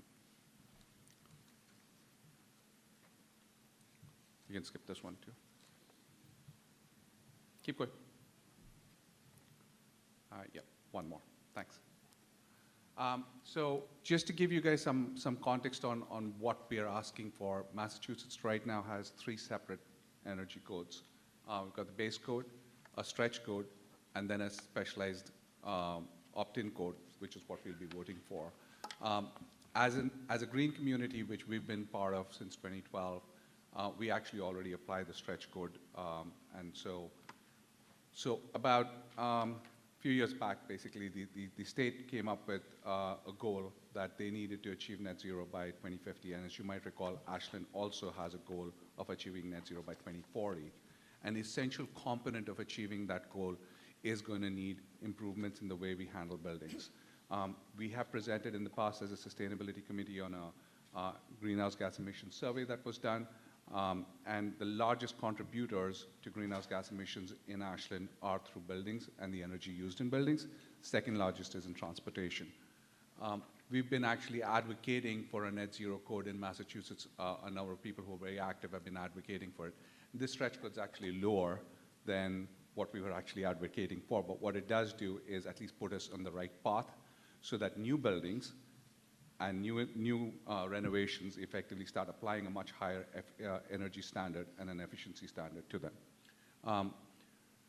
We're hopeful that Ashland will take the next step. We've always advocated for. We've actually sent instructions to the state as well, saying we'd like to see this. Right at last town meeting, we actually voted for it, and have sent letters to Karen Spilker, to others. Now they've actually done something, so it kind of behooves us to actually adopt the opt-in code. So what's in the opt-in code? If you can just move to the next slide. So what's in the specialized code is basically a move towards electrification. One of the things that we've talked about in the past as well is if we have to reduce greenhouse gas emissions, we kind of have to cut down on fossil fuels, which actually contribute to greenhouse gas emissions. So what the stretch code does is it does not eliminate fossil fuels. You can still have fossil fuels, but it just applies a much higher energy efficiency standard on buildings that are built with fossil fuels. So it doesn't require an absolute cutoff. But for new buildings, it will require pre-wiring to be there, so that as the economy is able to move and as it becomes more feasible for buildings to move towards electric, you're not having to do very expensive renovations in the future for you to be able to move to electric. The pre-wiring is already there. It requires solar panels to be built on certain amounts of rooftop where it's feasible, and especially in commercial multifamily buildings, right? It actually requires a certain coverage of the roof to have solar. It also pushes for a much higher performance standard for large homes, especially. So any house that's using a fossil fuel basically must be certified as zero energy if it's over 4,000 square feet. If it's lower than that, then it can use fossil fuels, but with a higher efficiency standard than is applied today. Multifamilies, buildings as well that are greater than 12,000 square feet must use a passive out pathway. And the state has actually invested a lot of time in making sure that these are all feasible. Ashland itself has now invested in 2 buildings. We talked about the public safety building, which has a lot of these net zero features in it already. In addition, the state funded, and MAPC actually did a challenge a few years back where they put a challenge out that, in terms of looking at how passive hold buildings are built and what the cost incremental that would be. And the finding is that, for well-built passive hold home buildings, the state already has buildings, and when you look at the cost differential between, what a regular house building would cost versus those, it's only about a 3 to 4% cost differential between those two. Right? So in the past, it used to be that these buildings cost a lot more, but the technology has moved forward quite a bit now, where the costs have come down as well, as these have become much more adaptable. One of the more important things is also the access to electric vehicle charging. We believe as transportation's second largest, especially when you look at multifamilies, if you look at apartment complexes, for example, it's almost impossible for someone who's not in a single family home, doesn't have access to their own garage, to get EV charging and then be able to make that transition. So the code does require that commercial and multifamily buildings provide 20% of parking spaces should be wired for electric. And then if it's a residential single family, at least one spot should be wired for electric vehicles. So it sort of comes as part of the cost of building itself. And then you do get a jump. Now, so one thing to call out, since we already are a green community, we already have the stretch code that came into effect on Jan 1st this year. We've already adopted it. Starting in July of next year, the energy standards that are advocated for by the opt-in code that we'll be adopting come into play anyway, right? So the state just increases the opt-in standards. The stretch code basically matches up with the opt-in standard. In addition, with the opt-in standard, one, we kind of get it earlier. This will be applicable on Jan 1st. Start making that transition earlier, plus there's the pre-wiring requirements as well as the electric charging requirements that we would get in addition with the opt-in code. Last slide, and then I'll be done. So just in terms of the value of this, right? Talked about the fact that building energy is the largest contributor, so we kind of have to do this in some ways if we have to meet our goal for 2040. It also allows us to stop sort of digging the hole, right? We will have to retrofit existing buildings at some stage, but let's not compound that problem. Adopting the code effectively allows us to ensure that any new investments we're making are already on the right path so that we don't have to change that again. It is much cheaper to make these investments now when the building is being built, when it's still the walls are open, versus later on to try and retrofit those buildings. It's much more expensive. And then, obviously it will promote a much healthier and more comfortable environment. And I talked about the fact that it's much sooner that we'll be getting the advantages. Thank you. Thank you. To allow discussion, I'll entertain a motion that the town amends section 98.7 of the general bylaws as outlined in Article 13 with the change of the date from September 1, 2023 to January 1, 2024. Do I have such a motion? Discussion. As the race to the front begins. Mr. DeSoni. Okay, thank you, Mark DeSoni again. The Sustainability Committee should be commended for what they have done with this. It's been a long time for this town to understand future for this. It's understanding what it's going to be used for and understanding for how it's going to be actually get on the map for net zero. Planning board should be working together. Building inspectors should get new codes for this, and the town should have a new zoning bylaw to fit for this. Thank you. Thank you. Ken Fickey, 27 Cedar Street. I believe I said earlier we have a new growth problem, and I'm wondering how much this will actually delay that growth. My concern is that these costs, this doesn't come cheap. And what's the extra cost to add on to an individual house in the town just to do something like this? Who would like to answer that? Anyone? Ash. Thank you, Ken, for that question. So as I indicated to you, the cost of building sustainability has already gone down quite a bit. So it's only about 2 to 4% more. In terms of whether this will slow down growth, the reality is that we waited rather than going into something like a fossil fuel ban, which other towns have tried to do. We waited for the state to do this, primarily because we did not want to be an outlier. We are a small town. We also wanted the state to kind of have some guidelines. We get a couple of different things with that. One, there are already 23 communities that are already looking to adopt this. 11 at this stage have already adopted it. So it came out in Jan, 11 have already adopted it. This is only going to grow. There's quite a bit of interest in this growing. So by and large, what you will find is by the end of the year, our hope is that almost every community that is in the Green Communities program that is eligible for it, that's 299, would have adopted some version of this opt-in code. So it would really be, everybody's got it, gonna have to do it. The creation of the specialized code went through a very active review process. Again, something that we did not, as a sustainability committee, would have been able to do because the state did it. And by and large has quite a bit of support now from builders and from other stakeholders already in state, right? And so there's quite a bit of a movement already towards adopting this. You can go out there, there's a lot of literature about it, and by and large, it's pretty well supported. So I don't think it will really impact our ability to grow in town. Sir? Chris Grushka, 11 You can Baldwin move that microphone up. There you go. Chris Grushka, 11 Baldwin Circle. I'm concerned with the new construction costs, but also the major retrofit costs. Say somebody's been in Ashland 40 years, needs to renovate their house, maybe they need to be able to use a wheelchair, the kitchen's old. I've dealt with some of the costs of renovations to a house, and you know, may only be 3-4% on a new construction. Trying to get people in, electricians, all this, you know, all these other things. I'm concerned the effects on the individual homeowner trying to renovate their own house and having to pay these costs. Okay, thank you. No, it wasn't a question, it was a statement. Yeah, thank you. I was pointing to the other person behind you in the microphone. John Gunfrade, Winchell Road. Could we go back to the slide one before, please? I just had a question on it. So number 3, exemplary performance for larger homes. That's larger homes being built, correct? Right. Okay, I just wanted to clarify that. And I also think I do appreciate the fact that they're looking at doing it a step-by-step process. In other words, letting people having new construction wire ahead, and so that it can be a cheaper way to go in the future. Thank you. Sir? Devin Cashman, Long Hill Road. This does add substantial upfront cost to new construction as well as renovation. Ashland does have, luckily and fortunately, still affordable housing for families. I was wondering if someone could speak to the fact of how much this is going to impact, you know, especially families of lower socioeconomic means into being able to, you know, buy into a fixer-upper in Ashland and be able to actually, you know, spend the money to keep their families in Ashland? Ash. Yeah, I can try and answer that question.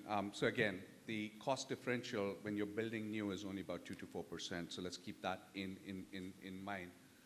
The average running cost of a home that is this efficient is about 55% less because of the higher energy efficiencies that you get, right? So the cost of operating the building is way lower.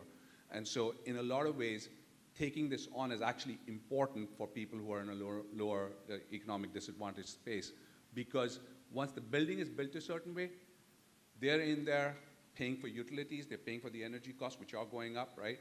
Their total cost of running that building, of living in that building, actually goes down. And as you look at the return on investment on a building like this, right, again, the state went through a very, very thoughtful process. So over the last 6 to 10 years, these buildings have been built and sort of proven out the numbers. We're not just making the numbers up. I'd be happy offline if you want to, you know, to point you to the literature that's backed by the DOER, you know, that actually shows you the actual numbers. And so the cost of running this thing is actually way lower, and which is actually better for the families that are in there. Yeah, Hopefully I addressed I think it. the concern is the upfront cost. Ash, I'm going to ask you to come back to the front for a second. I very, very rarely do this, but moderator's prerogative. I have a question. Does this apply to new construction or renovations and new construction? So the requirements to have pre-wiring, the requirements for the large family homes, electric vehicle charging apply to new construction. The higher requirements for energy efficiency are required for renovations that are greater than 1,000 square feet.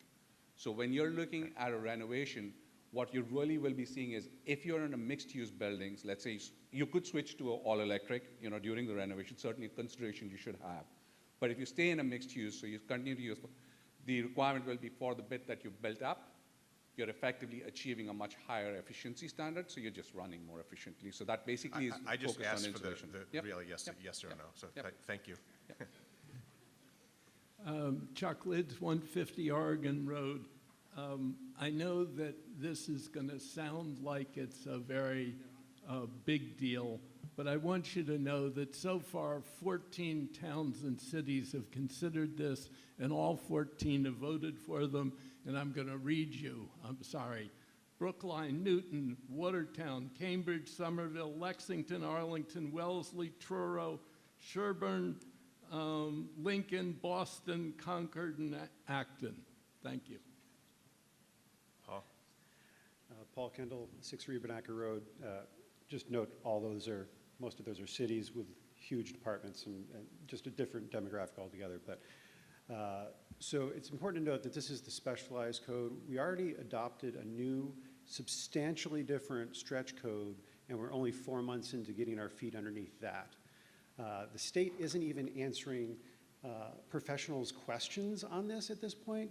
So while I'm all about sustainability, put solar on our last house, I'm the chair of the most sustainable project Ashland's ever done, we definitely want to be sustainable. It's too early to consider this. We don't have a handle on what it is. The state still needs to work all this stuff out. And as far as your numbers, I'm happy to give anybody the numbers on the Mendez project. Doing electrification, a lot more than 4%. So I can guarantee you that's a fictional number. So this is something that is too new.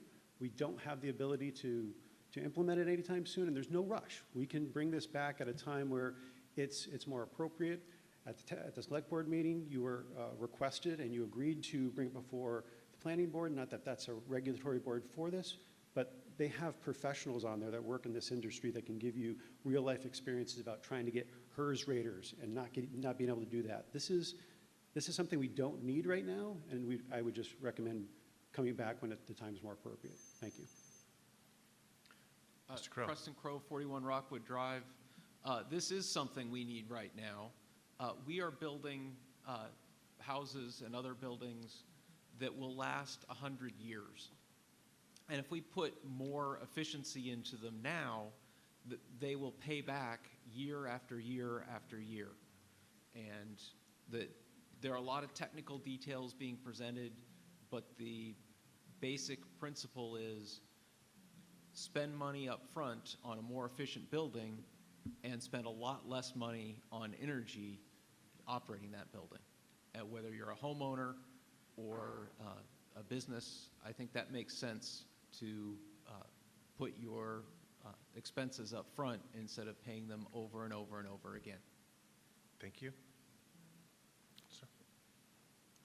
Paul Pahoviak, 40 Lakeview Terrace. I've got to agree with Mr. Kendall. Every 2 years when you have a Massachusetts builder's license, you got to go in and take a 12-hour course and be updated. And the guy I was taking the course from, he does it from all of Eastern Massachusetts. And he said, Paul, I don't know how you builders are going to be able to attain this. You know, I saw up there a figure that new construction costs 3 to 4%. We have it figured 20, 25%. It's going to be, this is a wave that's coming and it can't be avoided. But it's going to be passed on to the end consumer. The houses are going to go up, a $600,000 house is going to cost $720,000. It's just the way it is. And, but like everybody is jumping on the bandwagon with this, but like Mr. Kendall said, you can call Boston, they can't give you any answers. It's like so nebulous, but I don't know what's going to happen. Thank you. And that'll be the last two comments on this question. Hi, my name's David Ivancho. I'm 32 Warren Road. Just 2 points of clarification or questions, I suppose, about the exemplary performance. It says for a single-family home using fossil fuels, it has to be net zero. If that house, per se, is using a heat pump that is electric, does it have to meet net zero? Ash, do you have an answer for that? Yeah, so it's only if the house is over 4,000 square feet that it needs to go to zero energy. A regular single-family home, let's say it's a 2,500 square foot house or a 3,000 square foot house, one, if you are using electric pumps, then you're not using a fossil fuel already, right? So you actually will be meeting the electric standard, which is actually higher than fossil fuels. Just require a lower efficiency standard. And there's a table in there, right? So if you notice, it says HERS 42 for So all Ash, electric. I'm going to ask you to direct your answer specifically to the question that was asked. Okay. And then I think I've answered it then. And then secondary question, you said for the multifamily, they have to go use the passive house pathway. Do they have to go all the way to certification, or what is the stopping point on that? So again, the state has provided the certification method for it, and so it's actually built right into the code itself, right? So the fire ratings are built right into the code, and they've updated the code to actually include it, so you don't actually have to go get a separate certification as such. As long as you're meeting all the conditions of the code, you're actually all right. Gotcha. Okay, cool. Well, thank you for those answers, and I think, as long as this isn't applying to homes under 4,000 square feet, I don't know about all you, but I don't have a home over 4,000 square feet, so I take no objection to this, and these regulations are going to come our way eventually, so I think we should do it. Folks over on the other aisle, I had announced the last two comments for the folks here standing in this line. Tricia, you get last ups. Tricia Kendall, 6 Rubenecker Road. What? Yes, absolutely. Many people know that I am chair of the planning board, but I am speaking just as an individual. We did not discuss this warrant article in planning board. I'm also a great believer in sustainability. I chaired the sustainability committee at one time many years ago. I'm also a practicing architect here in Ashland. And as was mentioned, part of the new stretch code, which is quite extensively changed and enhanced since the first one, which is great, just went into effect January 1. The commercial part of the code doesn't go into effect until July 1. But already in those 4 months, we in the business of doing this every day are really scrambling to figure out what this means because the code really isn't as simple. This is broken down to try to make it simple, but it's not. I've really been digging into it for weeks to try to understand the specialized code, which sits on top of the stretch code, which sits on top of the new improved base code. And probably the only one who may even get close to understanding it is Doug Scott. Though I'm struggling to do so. So my thing is just about timing. What I fear is that because I do think this is coming too, and I think it's good, and I like it. I like that we're going this way. But I'm wondering about needing to jump on that bandwagon so quickly. Can we see how the commercial stretch code works after July 1st? Can we look at this in the fall at fall town meeting? If we go, put this at fall town meeting and then have the adoption period, we really basically end up in the same place, but we're making an informed decision based on more information than just a few slides up here. And I think probably a very superficial understanding by most people in the audience, and even myself, who isn't quite there with the depth of the understanding. Thank you. Thank you. Mr. Sher, was it you, Mr. Sher, who wanted to make a comment with the word, please? Thank you, Mr. Moderator. May I address both Articles 13 and 14 in my comments? Sure, why not? Okay, sure. That'll save some. So I just wanted, good evening, everyone. Speaking on behalf of the Select Board, we met with the Sustainability Committee and reviewed this with them. We urge your support for this article, and just like to remind everybody that we started this net zero journey several years ago, as Ash mentioned, and this is another one of a series of measures that we're taking, and the Select Board asks for your support on this article and Article 14 as well. So thank you. Thank you, Mr. Sharon. This will require a simple majority. So all those in favor of the motion on the floor for Article 13, please raise your cards. Thank you. And opposed?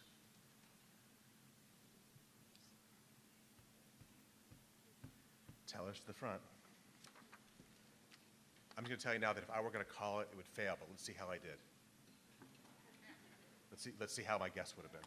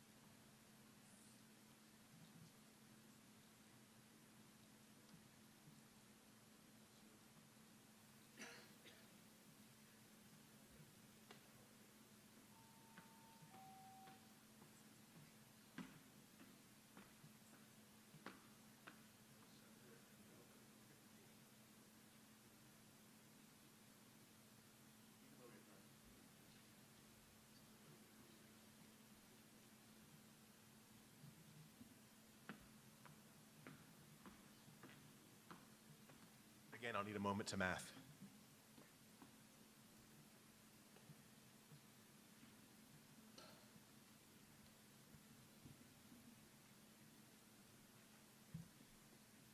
I was right. The motion fails 59 to 42.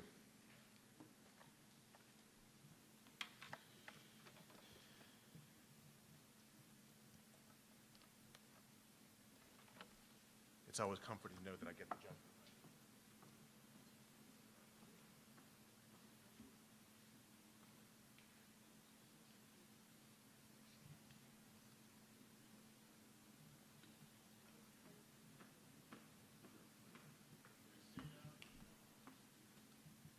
I want to just a question that I received that I'm glad was asked.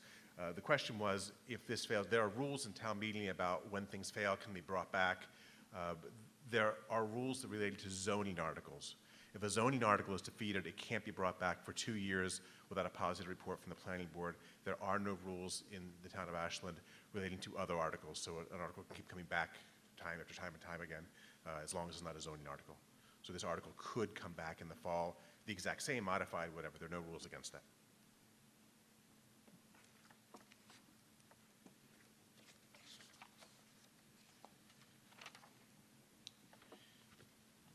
Article 14.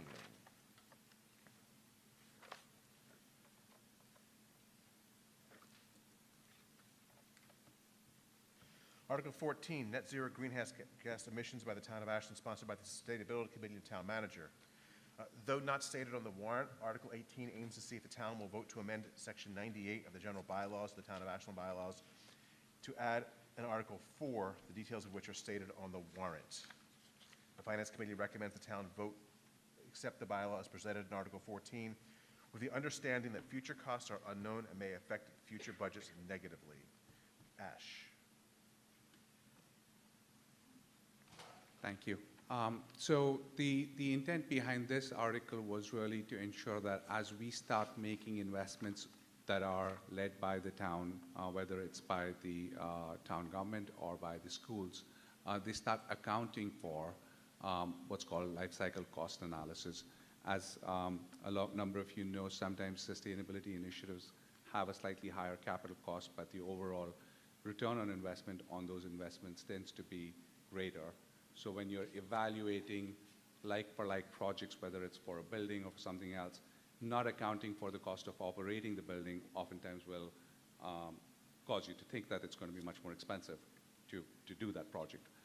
So the main focus of this is to require any financial evaluations to consider not just the upfront cost, but to include the upfront cost, the operating cost, through the viable life of the asset rather than just the cost of acquisition.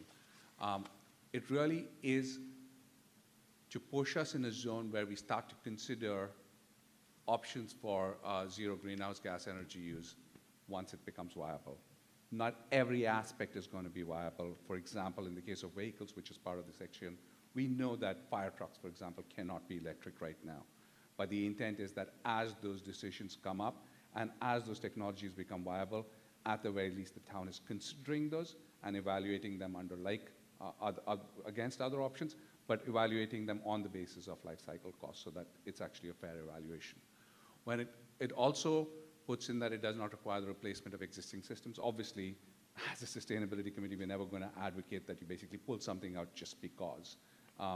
We want things to see their full life cycle, have them be repaired, see it viable, but when we make the decision then to replace something for the long term, if it's actually going to be, this thing needs to be replaced now, at that stage, let's make sure that we're considering the zero energy, the greenhouse gas efficient option before we consider other options. We wanted to make sure that we didn't paint the town into any kind of a corner. The Sustainability Committee has, by and large, been quite sensible about making sure that the exemptions exist. We know that every decision that comes up in front of the town isn't going to be something that we can legislate here. So we want to make sure that the right authority does have the ability to look at it and make a sensible decision, so we're building that exception in.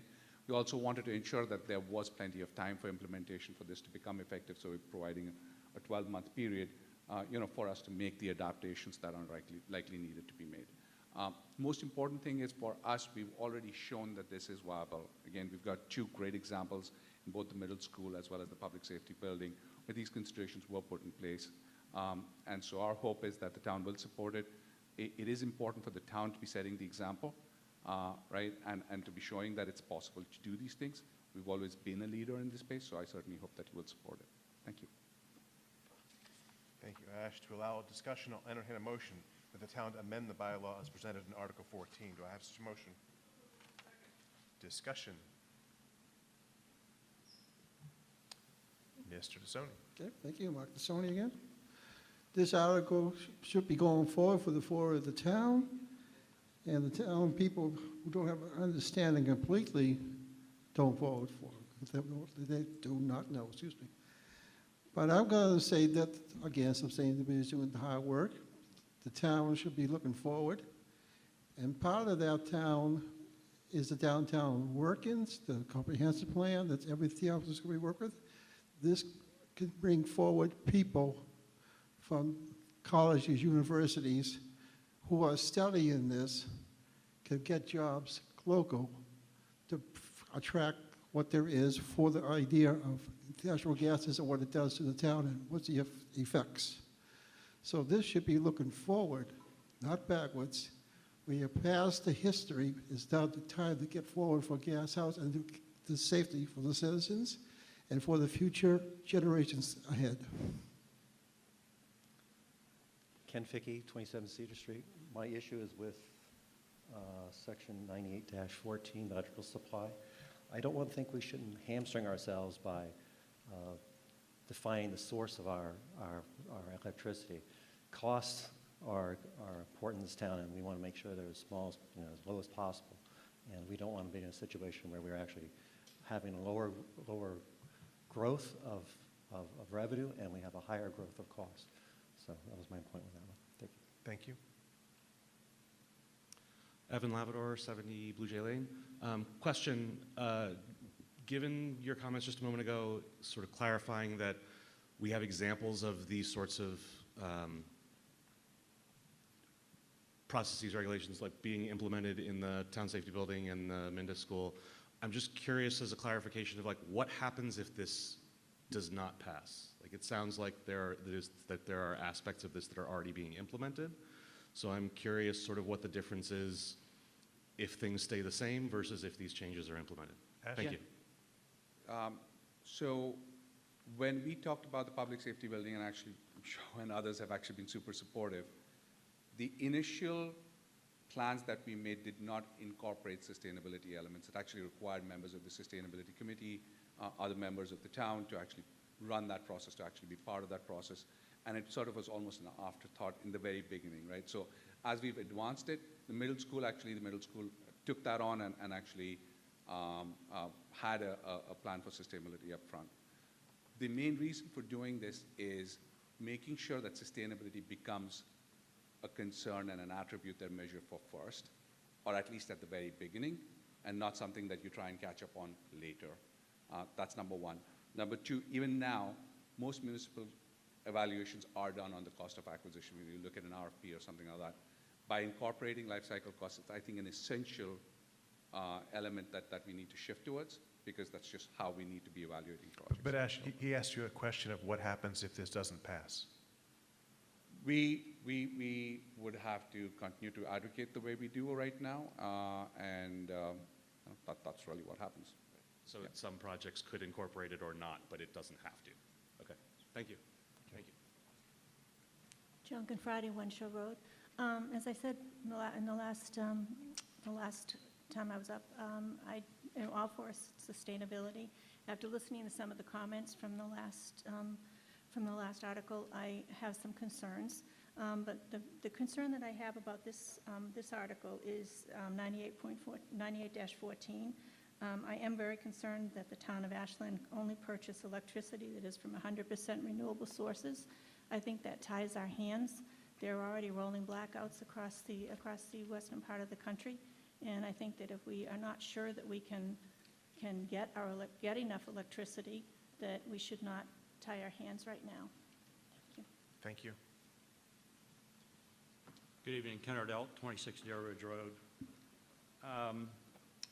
We're being asked, go to the end of this thing, to basically vote on something that's supposed to go into effect in July of next year. and yet there's not a mention in any of this about the cost of all these things that are proposed in here. And the moderator was correct to note there's likely to be an increase in our costs relative to taxes and everything that go into it. Now, I'm not opposed to any of the ideas per se, except I'm opposed to the timing. For instance, so there's no real cost outline for the implementation of these things. There's a lack of granularity in the way the mandates are being defined in terms of new and retrofits, as we've heard from the first discussion. The impact on extension of policies in terms of all of these to residential, as the gentleman with the Sustainability Committee pointed out, you know, the target of this is the homeowners at some level. So this is not just about what happens at the town level. There's no contingencies for fossil fuels in case the grid goes down. The grid goes down. The infrastructure is not sufficient to support these kinds of initiatives, and it won't be for many years. So I don't know why are we rushing forward on all of this stuff, because there won't be a way to support it. And again, I think the point was mentioned earlier, the idea that everything goes under this in the town. So the emergency vehicles, yes, there's got to be some exemptions because you. Okay, thank you. Yeah, and so. No, thank you. Okay. Mr. Kendall. Paul Kendall, 6 Rebenacker Road. Just wanted to be said that I don't get up just to knock things down. I do support this. One thing I will clarify, though, is because our stretch code, and certainly the new stretch code, the difference in some of these things isn't going to be as great as purported. Solar is something that pays you back pretty quickly, right?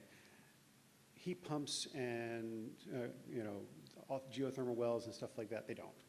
I can tell you at the Mendez School, and this was before the crazy inflation things occurred, I had our sustainability consultant do the cost analysis of what we did to get it to a net zero ready building. It was $3.5 million, and that was before things went crazy.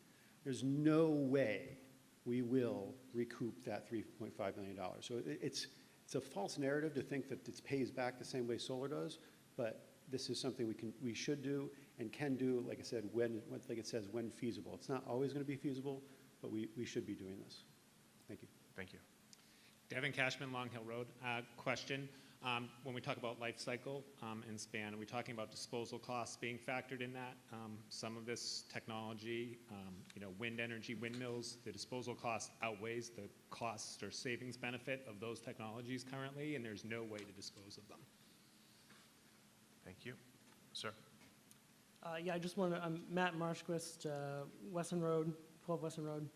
Just wanted to point out our town has procured renewable energy during through our energy aggregation contract. Previously, we've procured power from wind power and solar power across the country, and we've claimed, I think, at some point that it was 100%. I don't know if it still is because we've changed the contract over time, but it's not something that's impossible to do right now. And I also wanted to point out that this does give flexibility. I think someone was concerned about emergency situations, backup power. We have exceptions in there. There's exemptions for safety. And just like at the Mendez School, we have geothermal, but there is also a gas backup. So I think we have some flexibility. We tried to make it flexible so that it's not going to tie our town administrators' hands and make them have to decide the wrong choice. There's a lot of flexibility in terms of vehicles, in terms of the systems to adopt. But I think this is the right thing to do for the town to set this example and to kind of put us on the path. We are way behind where we need to be in terms of reducing emissions. We knew about these problems, there were people and companies in the 80s that were doing studies on climate change, and they have been delaying action for so long. As a society, we're trying to catch up, and we have a lot of work to do. So I don't think we should delay any more than we already have. Thank you. Thank you. Tricia? Tricia Kendall, 6 Rebenacker Road. I watched the discussion of this with the Sustainability Committee with the Select Board, and I thought during that discussion it did mention something more like what Matt was talking about, if, because obviously, especially in the terms of buildings, there's a lot of different municipal buildings. They might have, especially older buildings, have easier or harder ways to implement these things. And I thought there was a discussion about there being a safety valve where the select board, if they needed to, if something just didn't work, you know, in that way, that they could make another choice, even though this would be their first choice to go net zero. And I don't see that here, and I don't see any of the language for safety, or I don't know where, if I'm missing it.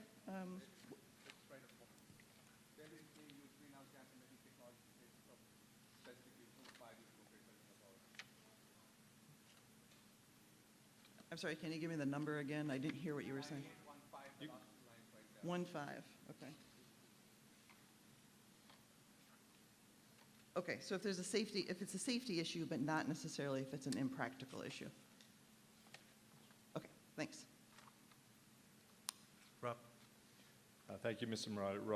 Rob Scher, 41 Bay Colony Drive. I'm speaking as an individual because I'm going to editorialize a little bit here.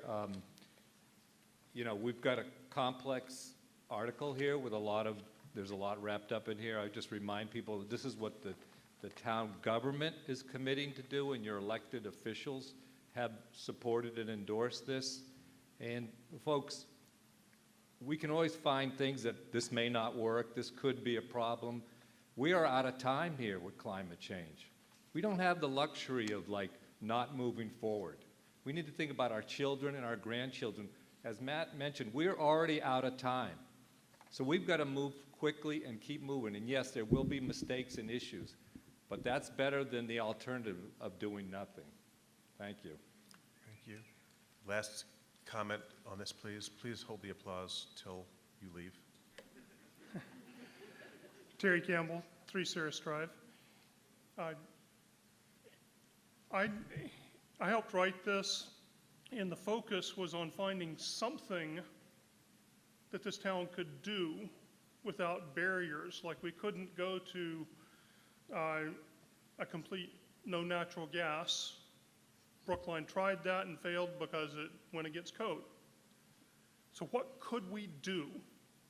I took as a direct challenge when Rob, coming out of last May's meeting, asked me, okay, now you've got the approval or the agreement that we're going to commit to net zero 2040. Now what are we going to do? This is a do. We're already doing this, but it's after the fact. We need to do this at the beginning, and we need to move forward on it. And we need to start thinking about things like, if not now, then when? Do you want to wait to do this until 2039, 2040, build up another 17 years of buildings that do the keep on emitting emitting the greenhouse gases? If not now, then when? Let's do this now. Thank you. Be no further discussion. I'll bring this to a vote. This will require a simple majority. We'll start with a show of cards. All those in favor, please raise your cards. Thank you. And opposed? That passes.